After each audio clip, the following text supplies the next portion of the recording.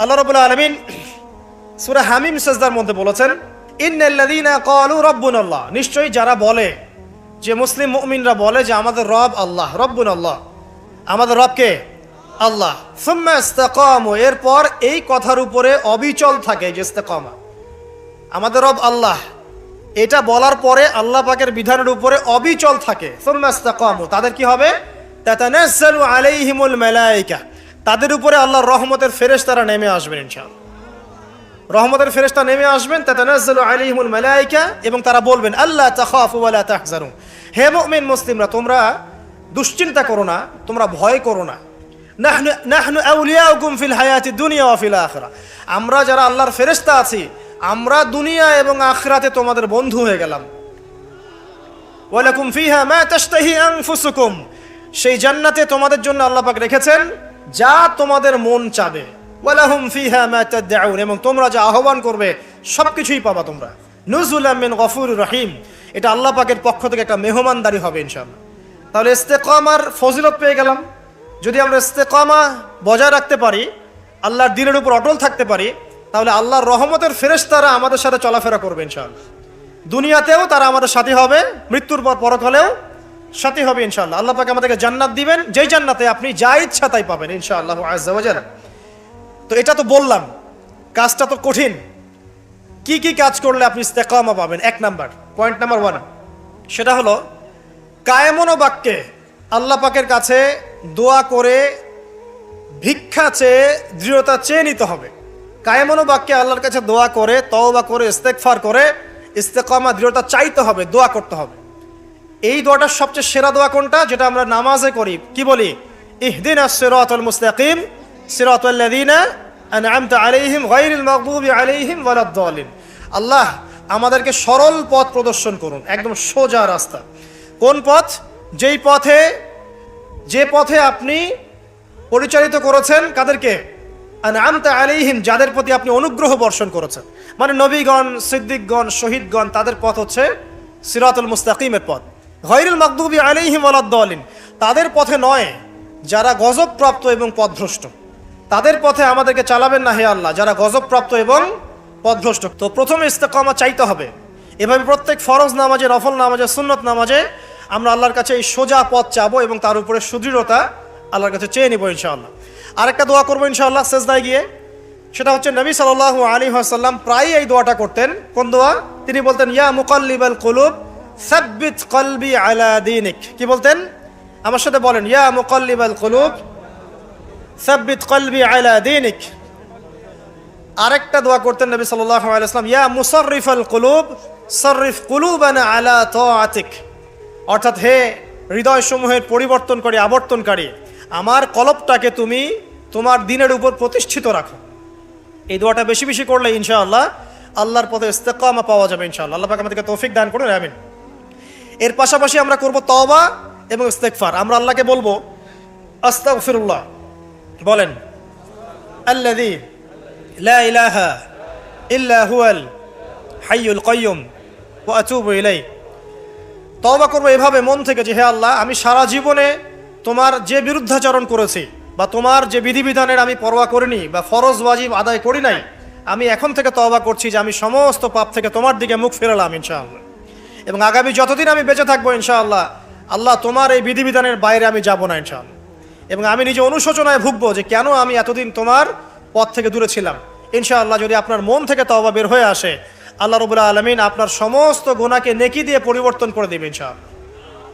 আল্লাহ পাক এই তওবার মধ্য দিয়ে, দোয়ার মধ্য দিয়ে বান্দাকে ইস্তেকামা দান করেন, সুদৃঢ়তা দান করেন। এটা হচ্ছে 1 নাম্বার পয়েন্ট। 2 নাম্বার পয়েন্টে আসেন। 2 নাম্বারটা হচ্ছে আপনার কলব। এই যে দেহটা দেখছেন, এটা একটা রক্তে মাংসের দেহ। এই দেহটা কিন্তু অমর না। এটা কি অমর? না। আপনার ভিতরে একটা কলব বা আত্মা বলে ব্যাপার আছে না? আছে। এই কলবটার ব্যাপারে নবী সাল্লাল্লাহু আলাইহি ওয়াসাল্লাম বলেছেন, যখন আদম সন্তান কোনো গুনাহ করে তখন তার কলবের মধ্যে একটা দাগ পড়ে। কি পড়ে? দাগ পড়ে। আরেকটা যখন পাপ করে তখন আবার দাগ পড়ে, আরও একটা পাপ করে আবার দাগ পড়ে। এইভাবে যখন আপনি গুনাহ করতেই থাকবেন তখন পুরো অন্তরটা কি হবে? কলুষিত হয়ে দুর্গন্ধযুক্ত হয়ে যাবে। তো যখন আপনার কলব দুর্গন্ধযুক্ত হয়ে যাবে তখন সেখানে আপনার হিংসা, আপনার অহংকার, আপনার গীবত, আপনার আল্লাহ দ্রোহিতা, এই যে খারাপ রিপুগুলো আছে সবগুলো এই কলবে বাসা বাঁধবে। কখন বাসা বাঁধবে? যখন আপনার কলবটা কলুষিত হয়ে যাবে। আর কলুষিত হচ্ছে কেন? পাপের কারণে। কিসের কারণে? পাপের কারণে। তো এখন কলবটাকে আগে পরিচ্ছন্ন করতে হবে। আপনার কলবটাকে পরিচ্ছন্ন করলে পরে ইনশাআল্লাহু তাআলা আপনি দেখবেন যে আপনার অন্তরের মধ্যে আল্লাহর পক্ষ থেকে নূর আসছে এবং ইস্তেকামা, সুদৃঢ়তা আপনি পাচ্ছেন ইনশাআল্লাহ। এখন আমি আপনাদেরকে বলে দেই কয়েকটা কাজ, যেই কাজগুলোর মধ্য দিয়ে আপনি আপনার কলবটাকে আল্লাহর রাস্তায় অবিচল রাখতে পারবেন ইনশাআল্লাহু তাআলা। 1 নাম্বার, বেশি থেকে বেশি ইস্তেগফার করা, যেটা আমি একবার বলে দিলাম। 2 নাম্বার, আল্লাহর জিকিরকে বাড়িয়ে দেওয়া। আল্লাহর জিকির বাড়িয়ে দেওয়া বলতে চলতে ফিরতে আপনি আস্তাগফিরুল্লাহ পড়বেন, সুবহানাল্লাহ পড়বেন, আলহামদুলিল্লাহ পড়বেন, ওয়ালা ইলাহা ইল্লাল্লাহ আল্লাহু আকবার পড়বেন, লা হাওলা ওয়ালা কুওয়াতা ইল্লা বিল্লাহ পড়বেন, দরুদ শরীফ পড়বেন। ঠিক আছে? এই যে জিকির আজগারগুলো সকাল সন্ধ্যার, এগুলো করতে থাকলে আপনার কলবটা ইনশাআল্লাহ তাআলা পরিষ্কার হবে। আল্লাহ পাক কলব পরিষ্কার করার তৌফিক দান করুন, আমিন। এরপরে কি? এরপরে হচ্ছে বেশি বেশি কোরআন তেলাওয়াত।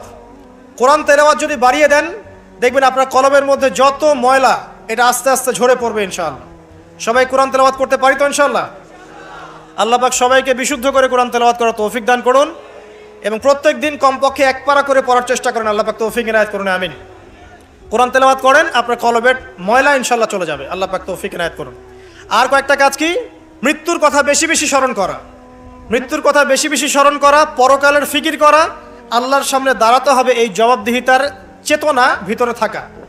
বেশি বেশি কবর জিয়ারত করেন, মৃত্যুর কথা ফিকির করেন, পরকালীন চিন্তা করেন। আপনার কলবের মধ্যে যে নোংরা কলুষতাগুলো আছে ইনশাআল্লাহ তাআলা এগুলো দূরীভূত হয়ে যাবে ইনশাআল্লাহ। আল্লাহ পাক তৌফিক দান করুন, আমিন। যখন কলবটা পরিষ্কার হবে তখন আপনি কি করবেন? ইস্তেকামা পাবেন, আল্লাহ পাকের রাস্তায় দৃঢ়তা পাবেন ইনশাআল্লাহ। আল্লাহ রাব্বুল আলামিন আমাদেরকে 2টা বিষয় বোঝার তৌফিক দান করুন। 1 নম্বর কি বলেছি? দোয়া, তওবা, ইস্তেগফারের মধ্য দিয়ে আল্লাহর কাছে চেয়ে নেওয়া। তারপর নিজের কলবটাকে কি করা? পরিচ্ছন্ন করা। তারপরে কি? তারপরে হচ্ছে কোরআন তেলাওয়াত। বেশি বেশি কোরআন তেলাওয়াত করলে আল্লাহর সাথে আপনি কথোপকথন করতে পারছেন। যে যত বেশি কোরআন তেলাওয়াত বাড়িয়ে দিবে ইনশাআল্লাহ তাআলা, তার অন্তর তত পরিচ্ছন্ন হবে, আল্লাহর পথে ইস্তেকামা থাকতে পারবে। এরপরে যে কাজটা সেটা হলো রাসূলুল্লাহ সাল্লাল্লাহু আলাইহি ওয়াসাল্লামের সুন্নতের উপর আমল করা। কি করা ভাই? রাসূলের সুন্নতের উপরে আমল করা। সারা দিন রাত নবী সাল্লাল্লাহু আলাইহি ওয়াসাল্লামের যে সুন্নাহগুলো আছে এইগুলোর উপরে যদি আমল করতে পারেন ইনশাআল্লাহ, তখন আপনি আল্লাহর পথে চলার ক্ষেত্রে ইস্তেকামা পাবেন ইনশাআল্লাহ আযজা ওয়া জাল্লা। এরপরে আমর বিল মারুফ এবং নাহি আনিল মুনকারের কাজ করা, মানে দিনকে কেন্দ্র করে সৎ কাজের আদেশ করবেন, অসৎ কাজে নিষেধ করবেন। যতটুকু পারেন, আপনাকে আল্লাহ পাক যতটুকু ইলম কালাম দিয়েছেন এটা দিয়েই আপনি সৎ কাজের আদেশ করবেন, অসৎ কাজে কি করবেন? নিষেধ করবেন। ইনশাআল্লাহ দেখবেন আপনি আল্লাহর পথে ইস্তেকামা পাচ্ছেন। আর কি? আর হচ্ছে নামাজ, 5 ওয়াক্ত নামাজ, এর মধ্য দিয়ে আপনি আল্লাহকে পাবেন। ওয়াস্তাঈনু বিস-সাবরি ওয়াস-সালাহ। আল্লাহ পাক বলেছেন আল্লাহকে ডাকো এবং চাও কিভাবে? সবরের সাথে এবং সালাতের মধ্য দিয়ে। যত নামাজ বাড়িয়ে দিবেন, জামাতে পাবন্দি করবেন, নফল বাড়িয়ে দিবেন, সুন্নত বাড়িয়ে দিবেন, আল্লাহ পাক ইনশাআল্লাহ আপনাকে দিনের পথে চলার ক্ষেত্রে ইস্তেকামা দান করবেন ইনশাআল্লাহ। আরেকটা বিষয় বলে সামনের দিকে যাই, সেটা হলো দিনের ইলম অর্জন এবং প্রচার প্রসার। আপনি যত বেশি দিনের জ্ঞান অর্জন করবেন এবং প্রচার প্রসার ঘটাবেন ইনশাআল্লাহ তাআলা আপনার কলবের মধ্যে ইসলামের প্রতি ইস্তেকামা আসবে ইনশাআল্লাহ। এখন কয়েকটা বিষয় বলে শেষ করি যে কি কি কাজ করলে আপনি, কি কি কাজ না করলে আপনি ইস্তেকামা পাচ্ছেন। তার মধ্যে প্রথমটা হচ্ছে শিরিক না করা। যদি আপনি শিরিক করেন ইস্তেকামা পাবেন না। যদি আপনার আমলনামায় শিরকের পাপ থাকে আপনি ইস্তেকামা অর্জন করতে পারবেন না। আর আমরা বারবার বলেছি যে মুসলিমরা এখন কথায় শিরিক করছে, কাজে শিরিক করছে, এবং মুসলিমরা এখন আকীদার মধ্যেও শিরিক করছে। কথায়, কাজ এবং আকীদার শিরিকের এই ক্লাসিফিকেশনগুলো জানতে হলে কিতাবুত তাওহীদ নামে একটা বই আছে, এই বইটা পড়লে ইনশাআল্লাহ জানতে পারবেন। আল্লাহ পাক তৌফিক ইনায়াত করুন, আমিন। শিরিক করা যাবে না, ইস্তেকামা পেতে হলে শিরিক করা যাবে না। তারপরে কি করা যাবে না? বেদাত। নবী সাল্লাল্লাহু আলাইহি ওয়াসাল্লামের সুন্নতের মধ্যে কোনো প্রকার বেদাতের সংযোজন ঢুকানো যাবে না। যদি বেদাতি আমল করতে থাকেন আপনি আল্লাহর পথে ইস্তেকামা পাবেন না। 2, 3 হচ্ছে হারাম রিজিক। যদি আপনি হারাম রিজিকে অভ্যস্ত থাকেন বা লিপ্ত থাকেন, এই রিজিক দিয়ে আপনার যে দেহ এবং আত্মাটা গঠিত হবে, এই দেহ আত্মা মন নিয়ে আপনি আল্লাহর পথে ইস্তেকামা পাবেন না। অতএব রিজিকের ক্ষেত্রে সচেতন হন। আল্লাহ রাব্বুল আলামিনের ওয়াস্তে সমস্ত হারাম রিজিককে ত্যাগ করে তওবা করে ফিরে আসেন, হালালে সন্তুষ্ট থাকেন, অল্পে তুষ্ট থাকেন, ইনশাআল্লাহ আল্লাহ পাক আপনার অল্প আমলকেই জান্নাতের ওসিলা বানিয়ে দেবে ইনশাআল্লাহ তাআলা। 3 নাম্বার বললাম হারাম রিজিক থেকে দূরে থাকা। 4 নাম্বার প্রবৃত্তির অনুসরণ না করা। প্রবৃত্তি মানে মন যা চায় তা করা। মন যা চায় তা করা যাবে না, বরং আল্লাহ এবং তার রাসূল যা বলেছেন তাই করতে হবে। এই পৃথিবীতে মানুষ হিসেবে আমরা কেউই স্বাধীন নই। আমরা যে স্বাধীনতার কথা বলি না, ব্যক্তিগতভাবে ব্যক্তি হিসেবে কোনো মানুষ স্বাধীন নয়, সবাই আল্লাহ পাকের দাসত্বের অধীনে পরাধীন। তো যখন আপনি নিজের নফসের তাবেদারি করছেন, প্রবৃত্তির অনুসরণ করছেন, তার মানে আপনি স্বাধীনতার ভাব দেখাচ্ছেন, এর মধ্য দিয়ে আপনি শয়তানের দাসত্ব করছেন। এটা আপনাকে আল্লাহর পথে ইস্তেকামা দিবে না। মূল বিষয়টা হচ্ছে আল্লাহ পাকের দাসত্ব করলে পরে আল্লাহর পথে ইস্তেকামা আসে, নফসের প্রবৃত্তির অনুসরণ করলে পরে আপনার আল্লাহর পথে ইস্তেকামা আসবে না। প্রবৃত্তি বলছে নামাজ পড়ার দরকার নাই, আজান হচ্ছে শুয়ে থাকেন। প্রবৃত্তি বলছে যে মাপে একটু কম দিলে কোনো সমস্যা নাই। আপনার প্রবৃত্তি বলছে সবাই তো সুদ খায়, আমি খেলে কি সমস্যা। আর প্রবৃত্তি বলছে যে ওই সম্পদ এতটুকু নেওয়াই যায়, আত্মসাৎ করাই যায়। ঠিক আছে, তো এই যে প্রবৃত্তির কথাগুলো, প্রবৃত্তি বলছে পর্দা করার দরকার নাই, ফ্যাশন করে চলবো। প্রবৃত্তি বলছে আমরা টিকটক করি। প্রবৃত্তি বলছে আমরা ফ্রি মিক্সিং করি, হ্যাঁ, আমার এই যে বয়ফ্রেন্ড গার্লফ্রেন্ডের সাথে ঘুরে বেড়াই। প্রবৃত্তি বলছে এগুলা। তো প্রবৃত্তির অনুসরণ করলে পরে আপনি আল্লাহর পথে ইস্তেকামা পাবেন না। আর কি, আর হচ্ছে দ্বীনের জ্ঞানের অজ্ঞতা। দ্বীনের ক্ষেত্রে জ্ঞানের অজ্ঞতা থাকলে আপনি আল্লাহর পথে ইস্তেকামা পাচ্ছেন না। আরেকটা বড় বিষয় আছে, সেটা হলো যে আল্লাহ পাকের দ্বীনটাকে মহব্বত না করা, আল্লাহর দ্বীনকে মহব্বত না করা এবং দ্বীনটাকে এগিয়ে নেওয়ার ফিকির যাদের মধ্যে নাই, তারা আল্লাহ পাকের রাস্তায় ইস্তেকামা পাবে না। এরকম আর অনেকগুলো কারণ আছে যেগুলো আমাদের আল্লাহর পথে চলার ক্ষেত্রে দৃঢ়তার পথে বাধা সৃষ্টি করে। এখন সর্বশেষ যে জায়গাটাতে আমি শেষ করতে চাই সেটা হলো, দেখুন, ইস্তেকামা অর্জন করলে পরে আমরা জান্নাত পাবো এবং ঈমানের উপর দৃঢ়তা পাবো। যদি না করতে পারি তাহলে আমরা আল্লাহর পথ থেকে ছিটকে চলে যাব। এখন আমরা যে আল্লাহ পাকের খলিফা হয়ে পৃথিবীতে এসেছি, আল্লাহ পাক যে আমাদেরকে কিছু দায়িত্ব দিয়ে পাঠিয়েছেন, এই দায়িত্বের ফিকির যাদের মধ্যে নাই, তারা কি আল্লাহর পথে দৃঢ়তা অর্জন করতে পারবে? পারবে না। এখন এই দায়িত্বগুলো কি কি দায়িত্ব পালন করলে পরে আমরা আল্লাহর কাছে সম্মানিত হব এবং আল্লাহর দ্বীনে দৃঢ়তাও পাবো, ইস্তেকামাও পাবো এবং ইনশাআল্লাহ তাআলা পরকালে জান্নাতও পাবো। অল্প কথা শেষ করছি, একটু ধৈর্য ধরেন। 1 নাম্বার, দেখুন, আপনাকে দায়িত্ব কি দেওয়া হয়েছে? আপনাকে দায়িত্ব দেওয়া হয়েছে যে আপনার পিতা আদম আলাইহিস সালামকে আল্লাহ পাক যে জ্ঞানগুলো শিক্ষা দিয়েছেন সেই জ্ঞান আপনাকেও শিখতে হবে। এটা প্রথম কাজ। জ্ঞান শিখতে রাজি আছি তো ইনশাআল্লাহ? আচ্ছা, আপনাকে কি দায়িত্ব দেওয়া হয়েছে? আল্লাহ পাক নাজিল করেছেন অসংখ্য আসমানি কিতাব, তার মধ্যে সর্বশেষ হচ্ছে আল কোরআন, এবং এই কোরআনের জ্ঞান অর্জন করে কোরআন পড়া, এর উপর আমল করা, এর প্রচার প্রসারের দায়িত্ব আল্লাহ পাক আপনাকে দিয়েছেন, আমাকে দিয়েছেন। এই দায়িত্ব পালন না করলে প্রকৃত মুসলিম হওয়া যাবে? যাবে না। জ্ঞান অর্জন করা, কোরআনের জ্ঞান অর্জন করে এটা প্রচার প্রসার করা। আল্লাহ পাক আপনাকে দায়িত্ব দিয়েছেন কি? নবী সাল্লাল্লাহু আলাইহি ওয়াসাল্লামের রেখে যাওয়া যে দিন, এই দিনটাকে আল্লাহর জমিনে প্রচার করে এগিয়ে নেওয়া। এই দায়িত্ব পালন না করলে কি আমরা প্রকৃত মুসলিম হতে পারবো? পারবো না। আল্লাহ পাক আপনাকে দায়িত্ব দিয়েছেন, আপনি পরিবারের কর্তা। আপনার পরিবারে পর্দা ঠিক আছে কিনা, হালাল রিজিক ঠিক আছে কিনা, সবাই নামাজে কিনা, এটা দেখার দায়িত্ব কার? আপনার। আপনি যদি পরিবারের উপরে দায়িত্ব পালন না করেন, আপনি আল্লাহর দ্বীনের দায়িত্ব পালন করছেন না। আপনাকে আল্লাহ পাক দায়িত্ব দিয়েছেন আগামী প্রজন্মটাকে ইসলামের আদর্শে মানুষ করতে। যদি আপনি দায়িত্ব পালন না করেন, আপনি প্রকৃতপক্ষে ইসলামের দায়িত্ব পালন করছেন না। সবচেয়ে বড় কথা হচ্ছে আমর বিল মারুফ এবং নাহি আনিল মুনকারের দায়িত্ব আল্লাহ পাক আপনাকে দিয়েছেন। সৎ কাজের আদেশ করা, অসৎ কাজে নিষেধ করার দায়িত্ব আল্লাহ পাক আপনাকে আমাকে দিয়েছেন। যদি এই দায়িত্ব পালন না করি, আমরা আল্লাহর কাছে ইস্তেকামা পাবো না এবং আল্লাহর জমিনে দ্বীনও প্রতিষ্ঠিত হবে না এবং আমরাও আল্লাহর কাছে সম্মানিত হতে পারবো না। আল্লাহ রাব্বুল আলামিন আমাদের সবাইকে এই দায়িত্বগুলো পালন করার তৌফিক দান করুন, দ্বীনের উপর ইস্তেকামা অর্জন করার তৌফিক দান করুন এবং যে কাজগুলো করলে পরে দৃঢ়তা পাওয়া যাবে সেগুলো করার তৌফিক দান করুন। যে কাজগুলো করলে দৃঢ়তা থেকে ছিটকে যাব সেগুলো থেকে আল্লাহ পাক আমাদেরকে বাঁচিয়ে রাখুন, আমিন। সর্বশেষ কথা হচ্ছে প্রিয় ভাইয়েরা, যে আমরা সবাই আজকে থেকে নিয়াত করি যে আমরা আজকে তওবা করলাম, জীবনে যত ভুল ত্রুটি করেছে আল্লাহ যেন মাফ করে দেন এবং আজকের পর থেকে আমরা আল্লাহর বিধানের বাইরে যাব না ইনশাআল্লাহ। যারা নামাজ ছেড়ে দিয়েছে আজকে থেকে নামাজি হয়ে যাব ইনশাআল্লাহ। যারা নামাজ কাজা করেছি, নামাজ কাজা আদায় করে দেবো ইনশাআল্লাহ। যারা কোরআন তেলাওয়াত করি নাই, শিখি নাই, আজকে থেকে নিয়াত করব শিখবো ইনশাআল্লাহ। যারা কোরআন তেলাওয়াত করা জানি, প্রতিদিন এক পারা করে পড়বো ইনশাআল্লাহ। যারা সুন্নতের উপর আমল করছি, করার ক্ষেত্রে আমরা হেয়ালিপনা করছি, শক্ত করে নবীর সুন্নত আঁকড়ে ধরবো ইনশাআল্লাহ। দাড়ি রাখেন নাই, দাড়ি ছেড়ে দেবেন ইনশাআল্লাহ। টাকনুর নিচে কাপড় পরছেন, কাপড় উঠিয়ে নেবেন ইনশাআল্লাহ। যারা পর্দা করি নাই, আজকে নিয়াত করবো যে আজকের বাসায় গিয়ে আমরা পর্দা করা শুরু করবো ইনশাআল্লাহ তাআলা। জীবনে যত গুনাহ করেছি এই সমস্ত গুনাহ থেকে আল্লাহর কাছে আমরা তওবা করব এবং ঈমান আকীদা আমলের উপরে আল্লাহর কাছে দৃঢ়তা প্রার্থনা করে নেব ইনশাআল্লাহ। আবারও বলছি, আল্লাহুম্মা ইহদিনা সিরাতাল মুস্তাকিম, ইয়া মুকাল্লিবাল কুলুব সাব্বিত কুলুবানা আলা তাআতিক, ইয়া মুসাররিফাল কুলুব সাররিফ কুলুবানা আলা দীনিক। আল্লাহ সুবহানাহু ওয়া তাআলা আদম আলাইহিস সালামকে পৃথিবীতে কি হিসেবে পাঠিয়েছেন ভাই? খলিফা হিসেবে। আমরা বলছিলাম যে খলিফা কাকে বলে, খলিফা কাকে বলে, এটা আমাদের প্রশ্ন ছিল আপনাদের উদ্দেশ্যে। আপনারাই বলেন আল্লাহর খলিফা কাকে বলে?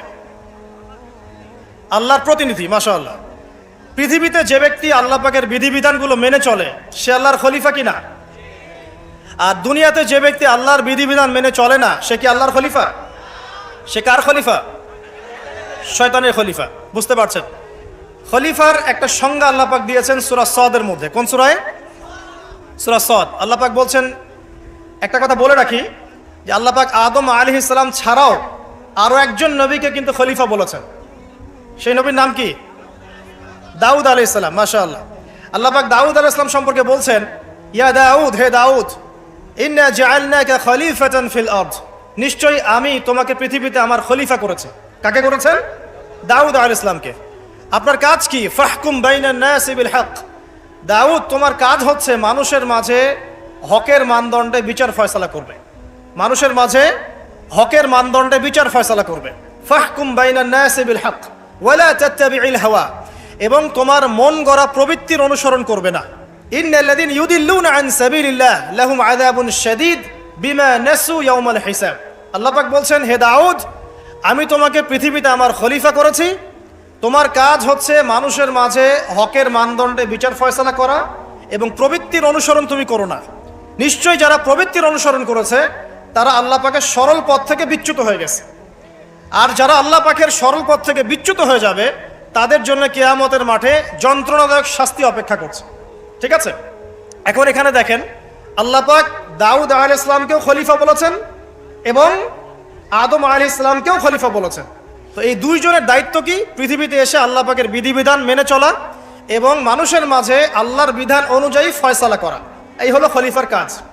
যদি এখন পৃথিবীতে এসে আমরা আল্লাহর বিধানের পরোয়া না করি এবং আল্লাহর বিধান দ্বারা আমরা মানুষের মাঝে বিচার ফয়সালা না করি, আমরা আর আল্লাহর খলিফা থাকছি না।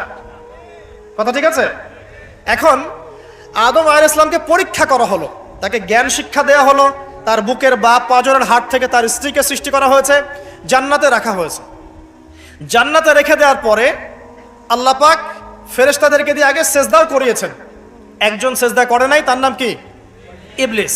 শয়তান সেজদা না করার কারণে আল্লাহ পাক তাকে জিজ্ঞাসা করেছেন যে তুমি মা মানাআকা আন তাসজুদ ইয আমারতুক, তোমাকে কিসে নিষেধ করলো আদমকে সেজদা করতে যখন আমি আদেশ করলাম? শয়তান যুক্তি দিচ্ছিল, খলাকতানি মিন নার ওয়া খলাকতাহু মিন তিন, আমাকে সৃষ্টি করেছেন হে আল্লাহ আপনি আগুন দিয়ে, আর আদমকে সৃষ্টি করেছেন কি দিয়ে? মাটি দিয়ে। তো আমি আগুনের তৈরি, আদম মাটির তৈরি, আমি আদমের চাইতে বেশি সুপিরিয়র। এটা যুক্তি ছিল কার? শয়তানের। মানে শয়তান বোঝাতে যাচ্ছে যে আল্লাহ আপনি যে আমাকে বলছেন যে আদমকে সেজদা করো, আদম তো মাটির তৈরি, আমি তো আগুনের তৈরি, তাহলে আমি কেন ওকে সেজদা করব? বরং আপনি ভুল বলছেন। শয়তানের বক্তব্যটা এমন যে আপনার বক্তব্য ভুল, হে আল্লাহ আমি ঠিক। নাউজুবিল্লাহ। এই অহংকার করার কারণে, আল্লাহ পাকের বিধানটাকে অমান্য করার কারণে আল্লাহ রাব্বুল আলামিন তাকে চিরস্থায়ী কি করলেন? জাহান্নামে করলেন। এখন আদমকে পথভ্রষ্ট করার জন্য আলাইহিস সালাম শয়তান কিন্তু চ্যালেঞ্জও করেছিল, করে নাই? শয়তান চ্যালেঞ্জ করছে। কি চ্যালেঞ্জ করছে? যে ইয়া রব্বি আনজিরনি ইলা ইয়াউমি ইউবআসুন, হে আল্লাহ আমাকে কিয়ামত দিবস পর্যন্ত সময় দেন, হায়াত দেন। ফাবিমা আগওয়াইতানি, যে আদমের কারণে আপনি আমাকে আজকে তাড়িয়ে দিলেন জান্নাত থেকে, লাআকুদান্না লাহুম সিরাতাকাল মুস্তাকিম, আমি সেই আদমের সরল পথে ওত পেতে বসে থাকবে। এটা কার চ্যালেঞ্জ? আলোচনা খুব ভালো করে বোঝেন। এটা কার চ্যালেঞ্জ? শয়তানের চ্যালেঞ্জ। শয়তান চ্যালেঞ্জ করলো, আরো চ্যালেঞ্জ করলো। কি চ্যালেঞ্জ? সুম্মা লাআতিয়ান্না মিন বাইনি আইদিহিম, আমি তার ডান দিক থেকে আসবো, ওয়ান আইমানিহিম, ওয়ান সামন থেকে আসবো, ওয়ান খালফিহিম তার পিছন থেকে আসবো, ওয়ান আইমানিহিম তার ডান দিক থেকে আসবো, ওয়ান শামাইলিহিম তার বাম দিক থেকে আসবো, ওয়ালা তাজিদু আকসারাহুম শাকিরিন, আপনি বেশিরভাগ আদম সন্তানকে শুকরগুজার পাবেন না। কে বললো এই কথা? শয়তানের চ্যালেঞ্জটা শোনেন, আমাকে কিয়ামত পর্যন্ত অবকাশ দিন। আল্লাহ পাক বলেন ঠিক আছে দিলাম। এবার শয়তান বলছে যে আমি আদমের সরল পথে ওত পেতে বসে থাকবো, আছে কি নাই? আছে। এরপরে বলছে আমি ডান দিক থেকে আসবো, বাম দিক থেকে আসবো, সামন পিছন সব দিক থেকে আসবো। বেশিরভাগ আদম সন্তানকে আপনি শুকরগুজার পাবেন না। ও তার চ্যালেঞ্জের উপরে অটল আছে কি নাই? বেশিরভাগ মানুষ কি নামাজ পড়ে? বেশিরভাগ মানুষ কি হালাল খাচ্ছে? বেশিরভাগ মেয়ে কি পর্দা করছে? বেশিরভাগ কি আমরা যাকাত দিয়েছি? বেশিরভাগ মানুষ কি আল্লাহ এবং তার রাসূলের বিধিবিধান মেনে চলছে? তাহলে শয়তান যে চ্যালেঞ্জ করলো ওয়ালা তাজিদু আকসারাহুম শাকিরিন, বেশিরভাগ কি আল্লাহ আপনি শুকরগুজার পাবেন না। ও সফল না ব্যর্থ বলেন? শয়তান সফল না ব্যর্থ? সফল। আল্লাহ পাক বলে দিলেন একটা কথা যে ওয়া কালিলুম মিন ইবাদিয়াশ শাকুর, আমার শুকরগুজার বান্দা কিন্তু খুব কম হবে। কি হবে? কম হবে। এবং আল্লাহ পাক বলছেন আমার শুকরগুজার বান্দার তুমি কোনো ক্ষতি করতে পারবে না ইনশাআল্লাহ। এই কথা রাসূল সাল্লাল্লাহু আলাইহি ওয়াসাল্লাম হাদিসের মধ্যেও বলছেন যে নিঃসন্দেহে বনু ইসরাইল ৭২টা দলে ভাগ হয়ে গিয়েছিল। ওয়া তাফতারিকু উম্মতি আলা ৭৩ মিল্লাহ, আর আমার এই উম্মতে মুহাম্মাদি ভাগ হয়ে যাবে ৭৩টা দলে। কয়টা দলে? কুল্লুহুম ফিন্নার, প্রত্যেকটা দল যাবে জাহান্নামে ইল্লা মিল্লাতান ওয়াহিদা, একটা মাত্র দল ছাড়া, একটা মাত্র মিল্লাত ছাড়া। মানে ৭২টা কাতার জাহান্নামে যাচ্ছে, একটা মাত্র কাতার বাদ দিয়ে। সাহাবীরা বলছেন যে তারা কারা ইয়া রাসূলুল্লাহ? নবী সাল্লাল্লাহু আলাইহি ওয়াসাল্লাম বলছেন মা আনা আলাইহি ওয়া আসহাবি আল ইয়াউমা, আজকের দিনে আমি এবং আমার সাহাবীরা যার উপরে আছি। এই হাদিস থেকে বুঝতে পারছি আমরা যে বেশিরভাগ মানুষ কোথায় যাবে? জাহান্নামে যাবে। আরেকটা আয়াত দিয়ে প্রমাণ করে সামনে যাই। সূরা আরাফের মধ্যে আল্লাহ পাক বলছেন যে ওয়ালাকাদ যারানা লি জাহান্নামা কাসীরাম মিনাল জিন্নি ওয়াল ইনস, আল্লাহ পাক বলছেন দেখো আমি বহু জিন আর মানুষকে দিয়ে জাহান্নাম পূর্ণ করে দিব। প্রচুর জিন, প্রচুর মানুষকে দিয়ে আমি জাহান্নাম পূর্ণ করে দিব। কত? সংখ্যাটা কেমন হবে? সহিহ বুখারী একটা হাদিসে পাওয়া যায় যে প্রত্যেক ১,৯৯৯ জন জাহান্নামে যাবে নাউযুবিল্লাহ। আদম আলাইহিস সালামকে আল্লাহ পাক ডাকবেন, ডেকে বলবেন কিয়ামতের মাঠে তোমার সন্তানদের মধ্য থেকে জাহান্নামীগুলোকে আলাদা করে দাও, জান্নাতীদেরকে আলাদা করে দাও। এবার আদম আলাইহিস সালাম বলবেন যে কতজনকে আলাদা করবো হে আল্লাহ? আল্লাহ রাব্বুল আলামিন বলবেন প্রত্যেক ১,৯৯৯ জনকে জাহান্নামের জন্য আলাদা করে দাও। চিন্তা করতে পারলেন? তার মানে এখানে একটা বিষয় বোঝার আছে, প্রত্যেক ১,৯৯৯ জন যে জাহান্নামে যাচ্ছে কি কারণে যাবে? কোন পাপের কারণে যাবে? কে বলতে পারবেন কোন পাপের কারণে যাবে? মাশাআল্লাহ, শিরকের কারণে। কারণ কি? কারণ শিরক ছাড়া অন্য যে কোনো গুনাহ আল্লাহ পাক মাফ করতে পারেন, পারেন না? কিন্তু শিরকের গুনাহ থেকে তওবা না করে যদি মারা যায় আল্লাহ কি মাফ করবেন? আল্লাহ পাক সূরা নিসার মধ্যে বলেছেন যে আল্লাহ পাক যে কোনো গুনাহ যাকে ইচ্ছা মাফ করতে পারেন। যে কোনো গুনাহ, আপনি চুরি করেছেন আল্লাহ চাইলে মাফ করতে পারেন, জেনা করেছেন তওবা করলে আল্লাহ পাক মাফ করতে পারেন, আপনি নামাজ পড়েন নাই তওবা করেছেন আল্লাহ চাইলে মাফ করতে পারেন, যাকাত দেন নাই মাফ করতে পারেন, আপনি সুদ খেয়েছেন তারপরেও তওবা করলে আল্লাহ পাক মাফ করতে পারেন। কিন্তু শিরক করেছেন, বিনা তওবায় মারা গেছেন, আমল নামে শিরকের পাপ আছে, আল্লাহ পাক মাফ করবেন না এমনটাই বলেছে। বরং আল্লাহ পাক বলছেন যে হে আদম সন্তান, তুমি যদি আমার সামনে আসমান জমিন সমান গুনাহ নিয়ে হাজির হও, মানে গুনাহ তোমার আসমান এবং জমিনের সমান হয়ে গেছে কিন্তু তোমার আমল নামায় কোনো শিরকের পাপ নাই, তাহলে আমি তোমার সামনে আসমান জমিন সমান ক্ষমা নিয়ে হাজির হব। তার মানে বুঝতে পারলাম যে শিরকের পাপটা আল্লাহ পাক মাফ করছেন না, অন্য যে কোনো পাপ যাকে ইচ্ছা মাফ করতে পারেন। তাহলে এই যে এতগুলো মানুষ যে জাহান্নামে যাচ্ছে, তাহলে তাদের আমল নামায় কোন পাপ থাকতে পারে? বুঝতে পারছেন এবার? তাহলে তাদের আমল নামায় নিঃসন্দেহে শিরকের পাপ আছে। তার মানে এমন একটা যুগের মানুষ বেশি জাহান্নামে যাবে যে যুগের মধ্যে শিরক দিয়ে ভর্তি। কথা কি বুঝতে পারছেন? এটা কোন যুগ যে যুগের মধ্যে শিরক দিয়ে সব ক্ষেত্র ভর্তি? আমি আপনাকে বলি, আপনার এই ওয়ার্ল্ড অ্যাফেয়ার্স শিরক দিয়ে ভর্তি, আপনার এডুকেশনের মধ্যে, এডুকেশন সিস্টেমের মধ্যে শিরক আছে, আপনার ইকোনমিক সিস্টেম এর মধ্যে শিরক আছে, এমনকি মুসলিমরা এখন ধর্মের মধ্যেও শিরক করছে। পড়াশোনা বলেন, অর্থনীতি বলেন, জিওপলিটিক্স বলেন, সমাজ বলেন, ধর্মতাত্ত্বিক দর্শনগুলো বলেন, এগুলো এখন শিরক দিয়ে ভর্তি। এখন কোথায় কোথায় শিরক আছে এটা ব্যাখ্যা করতে গেলে সারা রাত চলে যাবে। শুধু এতটুকু বলে দিলাম, এই বিশ্বটা এখন শিরকি বিশ্ব চলছে। প্রতিটা ক্ষেত্রেই আল্লাহদ্রোহিতা, প্রতিটা ক্ষেত্রে কি আল্লাহদ্রোহিতা। আল্লাহ বলেছেন সুদ খেও না, মানুষ বলছে সুদ না খেলে কি এখন চলা যায়? আল্লাহ বলছেন মদ খাওয়া হারাম, মানুষ বলছে মদ খাওয়া হারাম কেন, এটা ব্যক্তি স্বাধীনতা। মানে এই যুগটা হচ্ছে আল্লাহ দ্রোহিতার যুগ। আল্লাহ বলছেন ইকরা বিসমি রাব্বিকাল্লাযী খালাক, তুমি সেই জ্ঞান অর্জন করো যা তোমাকে আল্লাহ পর্যন্ত পৌঁছাবে। এখন আমরা সারা জীবন পড়াশোনা করছি, আল্লাহ খোদার নাম নাই। প্রতিটা ক্ষেত্র আল্লাহ পাক বলছেন ওয়া মান লাম ইয়াহকুম বিমা আনজালাল্লাহু ফাউলাইকা হুমুল কাফিরুন, যারা আল্লাহ পাকের বিধান অনুযায়ী ফয়সালা করছে না এরা জালেম, এরা ফাসিক, এরা কাফের। আর আমরা সারা বিশ্বের দিকে তাকিয়ে দেখছি এখানে ইসলামিক লজের কোনো বালাই নাই। তো প্রতিটা ডিপার্টমেন্ট শিরক। আপনাকে বুঝাই 999 জন মানুষ যে জাহান্নামে যাবে, আমল নামে একটা কমন পাপ থাকবে, সেটা কি? শিরক। তো আপনাকে যুগ এবং জিজ্ঞাসা সম্পর্কে সচেতন থাকতে হবে। যে কথাটা বলতে গিয়ে এদিকে আসলাম যে আল্লাহ রাব্বুল আলামিন জ্ঞানের মাধ্যমে আমাদের পিতাকে সম্মানিত করেছেন এবং নবী সাল্লাল্লাহু আলাইহি ওয়াসাল্লামের প্রতিও কিন্তু প্রথম জ্ঞানের ওহী করা হয়েছে। উম্মতে মুহাম্মাদি হিসেবে আমাদের করণীয় হচ্ছে প্রথমে জ্ঞান অর্জন করা, কারণ আমরা এই পৃথিবীতে সাধারণ কোনো সৃষ্টি নই, আমরা আল্লাহ পাকের খলিফা। আমরা আল্লাহর কি? খলিফা। আমাদের উপর দায়িত্ব হচ্ছে আমরা আল্লাহর বিধিবিধান মেনে চলবো, অন্যকেও সেই পথে আহ্বান করবো ইনশাআল্লাহ। এটা হচ্ছে আমাদের অ্যাজ এ খলিফা আমাদের ফাংশন। আমাদেরকে আল্লাহ পাক যেখানে দায়িত্ব দিবেন সেখানেই আমরা আল্লাহ পাকের বিধানের পরোয়া করব। আল্লাহ পাকের বিধানকে পাশ কাটিয়ে চলে যাব না ইনশাআল্লাহ।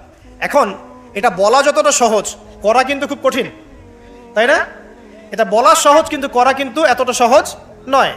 কিভাবে সহজ নয়? আপনি মুসলিমদের মধ্যে দেখবেন আমরা সবাই এক আল্লাহর বান্দা, একজন নবীর উম্মত, একটা কেবলা, একটা কিতাব। তারপরে দেখবেন আমরা শতদা বিভক্ত না, এখন বিভিন্ন দল উপদল মতবাদে বিভক্ত না। উচিত ছিল আমরা ঐক্যবদ্ধ থাকবো, কিন্তু আমরা বিভক্ত।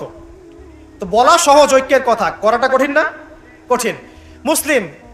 মুসলিমদের কথা হচ্ছে যে মুসলিমরা পড়াশোনা করবে, দিনের এলেম কালাম শিখবে, শিখে মানুষকে শেখাবে এবং সমসাময়িক উপকারী জ্ঞানগুলোও শিখবে।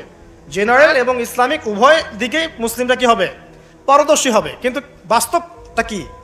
বাস্তবে গিয়ে আমরা দেখতে পাচ্ছি যে আমরা দুনিয়ার ফিকির যতটা বেশি করছি, দিনের জ্ঞানের ফিকির এতটা নাই। তো দেখেন, বলা সহজ, করা কিন্তু কঠিন। আমাদের উচিত ছিল যে আমরা হালাল খাবো, আমরা সুদ ঘুষ দুর্নীতির কাছে যাব না, এটা উচিত ছিল আমাদের। কিন্তু আমরা বাস্তবে কি দেখছি? ম্যাক্সিমাম মুসলিমই এখন সুদ খাচ্ছে না? ম্যাক্সিমাম মুসলিমই দেখা যায় ঘুষ ছাড়া জব হচ্ছে না, দুর্নীতি করতে হচ্ছে, অন্যের সম্পদ আত্মসাৎ করছি আমরা, এবং এগুলোকে আমরা ইসলামের অংশ বলে মনেও করছি না। মনের মধ্যে আল্লাহ পাকের ভয়ও কাজ করছে না, মনে হচ্ছে একবার হজ করে আসবো সব গুনাহ মাফ হয়ে যাবে, তাই না? তো বলাটা কিন্তু সহজ, করাটা কি কঠিন। উচিত ছিল যে মুসলিম মহিলা যারা আছে সবাই পর্দা করবে, শালীনভাবে থাকবে। কিন্তু আপনি রাস্তাঘাটে চলাফেরা করলে দেখবেন সবাই যারা রাস্তায় ঘুরছে এরা মুসলিম পরিবারের মেয়ে, তারপরেও কাপড় চোপড়ে পর্দার কোনো বালাই নিসাউন কাসিয়াতুন আরিয়া, কাপড় পরেও নগ্ন হয়ে ঘুরছে না? আচ্ছা, এখন তো আমার অশ্লীলতাকে প্রমোট করা হচ্ছে। এখন আবার প্রমোট করা হচ্ছে যে এভাবেই নাকি 1000 বছর ধরে আমাদের মা বোনরা নাকি কাপড় পরেছে, নাউজুবিল্লাহ। তো দেখেন, বলাটা সহজ, করাটা কঠিন কেন? কারণ হচ্ছে ঈমান, আকীদা, সুন্নাহ, আমল, এগুলোর উপরে চলাটা যতটা সহজ, দৃঢ় থাকাটা এতটা সহজ নয়। এটা হচ্ছে মূল কথা। আমরা ইস্তেকামার কথা বলছিলাম, দৃঢ় থাকাটা কিন্তু এতটা সহজ নয়। চলা যায়, আপনি ভালো কাজ করতে পারবেন, আপনি ভালো কাজ চাইলে করতে পারবেন, কিন্তু গুনাহ ছাড়াটা কিন্তু এত সহজ নয়। আপনি নামাজ পড়তে পারবেন, অনেক নামাজ পড়তে পারবেন, তাসবিহ তাহলিল করতে পারবেন, জিকির আজকার করতে পারবেন, কিন্তু সুদ ছাড়া এত সহজ নয়। হারাম রিজিক ছাড়া কিন্তু এত সহজ নয়। আপনার ওই যে চাকরি আপনি করছেন, যে ব্যবসা করছেন, ওখানে হারাম যেটা আছে এটা ছেড়ে দেওয়া কিন্তু এত সহজ নয়। এর জন্য কলিজা লাগে না? লাগে। আপনি হজ উমরা করতে পারেন বছর বছর, কিন্তু প্রত্যেক বছর যাকাত বের করে দেওয়াটা এত সহজ নয়। মূল কথা হচ্ছে নেক কাজ করাটা যতটা সহজ, গুনাহ ছেড়ে দেওয়া কিন্তু এতটা সহজ নয়। ইস্তেকামা জরুরি। ইস্তেকামা মানে কি? দৃঢ়তা বা অবিচলতা।